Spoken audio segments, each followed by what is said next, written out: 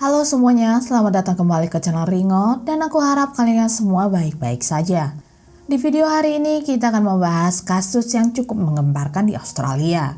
Jadi Karen McKenzie adalah seorang single mom yang berusia 31 tahun yang tinggal di Australia Barat, tepatnya di kota Greenough bersama dengan ketiga anaknya.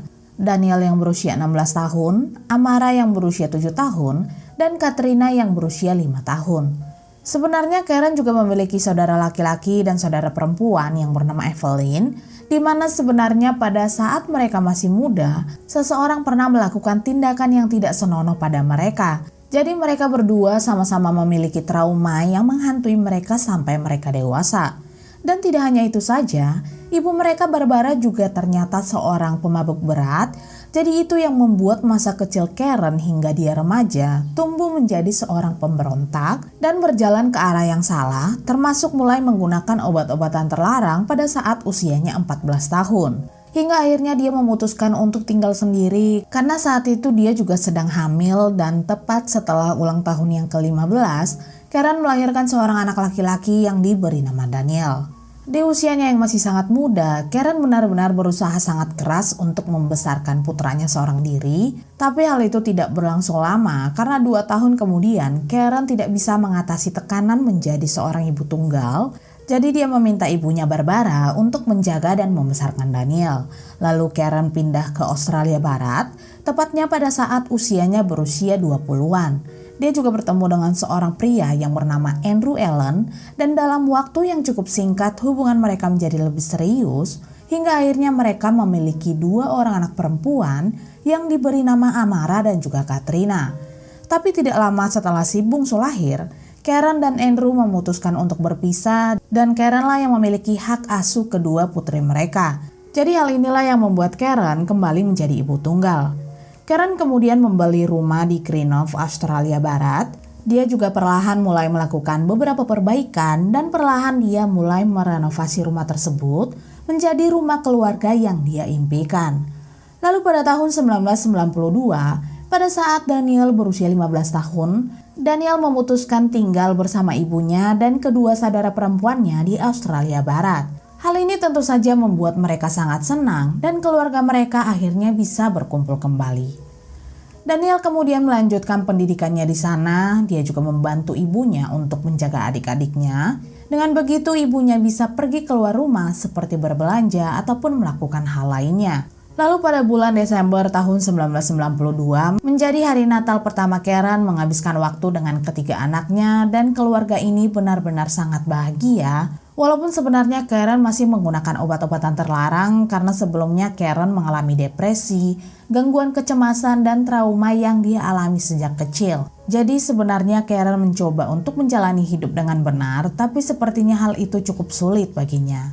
Kemudian di awal tahun 1993, Karen kembali menjalin hubungan dengan seorang pria, tapi hubungan mereka cukup singkat dan beberapa hari setelah Karen mengakhiri hubungannya, dia pergi ke rumah salah satu temannya yang sedang mengadakan pesta dan dia juga meminta Daniel untuk menjaga kedua adik-adiknya. Malam itu awalnya Karen menikmati waktunya bersama dengan teman-temannya, tapi kemudian Karen sempat beradu mulut dengan seorang pria yang bernama William Mitchell. Tapi sepertinya kejadian itu tidak mengganggu pesta tersebut dan pesta itu terus berlanjut hingga akhirnya mereka kembali pulang ke rumah mereka masing-masing. Lalu pada tanggal 22 Februari tahun 1993, sepasang suami istri yang merupakan teman baik Karen datang ke rumah Karen untuk membantu merenovasi rumah mereka. Tapi pada saat mereka berjalan menuju jalan masuk rumah Karen, mereka melihat seperti ada tubuh seseorang di sana. Jadi mereka berjalan mendekat dan menyadari kalau tubuh yang mereka lihat adalah tubuh Daniel yang berusia 16 tahun, di mana tubuhnya hampir tidak bisa dikenali. Mereka kemudian memanggil Karen sambil berjalan mendekati rumah, tapi mereka tidak mendapatkan jawaban. Dan mereka hanya mendengar suara anjing mereka yang menggonggong dari pintu belakang. Pasangan ini kemudian menyadari kalau ada sesuatu yang salah dengan Karen dan anak-anaknya.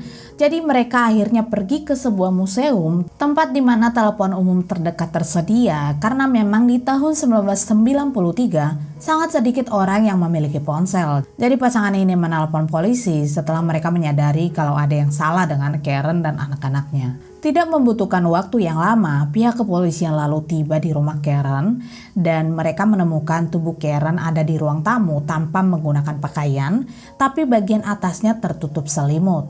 Mereka juga menemukan luka memar di tubuhnya, begitu juga dengan tubuh kedua putrinya Amara dan Katrina. Mereka benar-benar memiliki luka yang sama dengan Karen. Selama penyelidikan berlangsung, tim penyidik menemukan sidik jari di salah satu dinding rumah Karen dan sidik jari itu berasal dari body lotion yang diduga digunakan si pelaku karena tidak ditemukan kecocokan dengan body lotion milik Karen. Sebenarnya orang pertama yang mereka curigai adalah mantan pacar Karen yaitu Andrew, tapi ternyata setelah diselidiki, saat itu Andrew sedang berada di luar kota. Jadi polisi mengeluarkan namanya dari daftar orang yang dicurigai. Pihak kepolisian juga sampai berpikir kalau kasus ini mungkin terkait dengan obat-obatan terlarang, sampai akhirnya ada seseorang yang memberitahu polisi apa yang sebenarnya terjadi di pesta malam itu. Dia bilang kalau malam itu Karen sempat memiliki konflik dengan seorang pria yang bernama William Patrick Mitchell yang berusia 22 tahun. Dia memiliki 5 saudara dan dia lahir dari keluarga yang kurang mampu. Jadi selama masa kecilnya, William sering menggunakan pakaian yang compang-camping yang membuatnya menjadi target intimidasi di sekolah. Lalu pada saat usianya 11 tahun, ibunya meninggal dunia dan saat dia memasuki masa remajanya, dia mulai menggunakan obat-obatan terlarang. Kembali lagi pada saat polisi mengetahui kemungkinan William terlibat, jadi mereka mengajukan beberapa pertanyaan padanya, tapi kemudian William bilang kalau dia hanya memberikan tumpangan pada Karen malam itu, tapi tim penyidik justru curiga dengan William karena dia adalah orang yang terakhir yang dilihat bersama dengan Karen. Jadi tim penyidik mulai membandingkan sidik jari dari lotion yang sebelumnya yang ditemukan di rumah Karen dengan sidik jari William dan ternyata sidik jari tersebut cocok. Tapi sebenarnya hal itu tidak membuktikan kalau William adalah pelakunya. Karena dia bilang kalau dia memang menginap di rumah Karen setelah berpesta, jadi mungkin bisa saja dia bersandar ke dinding dengan menggunakan telapak tangannya dan itu hanya membuktikan bahwa dia ada di rumah Karen. Sementara acara pemakaman untuk Karen dan anak-anaknya dilakukan pada tanggal 5 Maret tahun 1993 yang juga dihadiri oleh William. Tidak lama kemudian pihak kepolisian mendapatkan panggilan telepon dari William. Dia bilang kalau ada orang yang datang dan merusak rumahnya.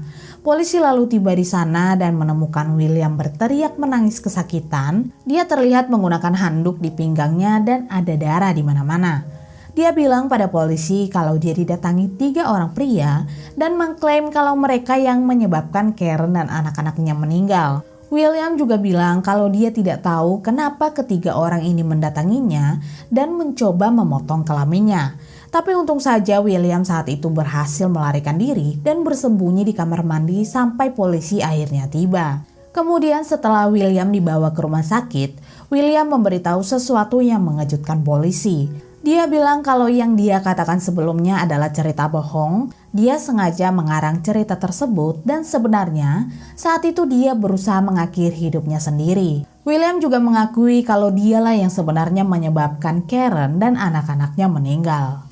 Lalu pada akhir bulan Maret tahun 1993, William akhirnya ditangkap dan dia juga mengakui kalau dia menggunakan kapak saat melakukan aksinya. Lalu dia pergi ke sebuah sungai berlumpur terdekat dan membuang kapak tersebut di sana. Sementara lotion yang sebelumnya ditemukan di TKP, dia buang ke tempat sampah. Pihak kepolisian kemudian mencari barang bukti tersebut ke dalam sungai dan akhirnya mereka memang menemukannya. Bahkan setelah 5 minggu di dalam sungai, kapak tersebut ternyata masih memiliki atau lebih tepatnya rambut korban masih menempel di sana. William lalu mengakui kalau saat itu dia menyetir ke rumah Karen, tepatnya pada hari Senin pagi atau dini hari, dan dia memang sudah berniat untuk mengakhiri seluruh anggota keluarga Mackenzie. Tapi dia bilang kalau dia tidak ingat kenapa dia bisa membuat rencana ini, jadi dia tidak pernah memberikan alasan kenapa dia melakukannya. Selain itu, William juga mengakui kalau pada hari Minggu, sehari sebelum dia melakukan aksinya, dia menghabiskan harinya dengan minum minuman keras, menggunakan obat-obatan terlarang dan menyuntikkan amfetamin. Lalu sekitar jam 2:30 pagi, dia pergi meninggalkan rumah dan pergi menuju rumah Karen. William lalu tiba di sana sekitar jam 3 pagi hingga menyebabkan anjing peliharaan mereka menggonggong dengan keras. Dan saat itulah yang membuat Daniel pergi keluar untuk melihat apa yang telah terjadi. Tapi saat dia keluar, dia melihat William berjalan menghampirinya dengan membawa kapak, hingga akhirnya William mengayunkan kapak tersebut ke tubuh Daniel. William lalu masuk ke dalam rumah mereka. Dia melihat Karen tertidur terlelap di kasur di ruang tamu dan kembali mengayunkan kapaknya sampai Karen tidak lagi bergerak. Tidak sampai di situ saja, William juga melakukan tindakan yang tidak senonoh pada Karen. Setelah itu dia memasuki kamar Amara dan Katrina dan melakukan hal yang sama pada mereka seperti yang dia lakukan pada Karen. Lalu pada tahun 1995, pada saat William berusia 24 tahun, dia dijatuhi 4 kali hukuman penjara seumur hidup dan akan dibebaskan bersyarat setelah menjalani 20 tahun penjara.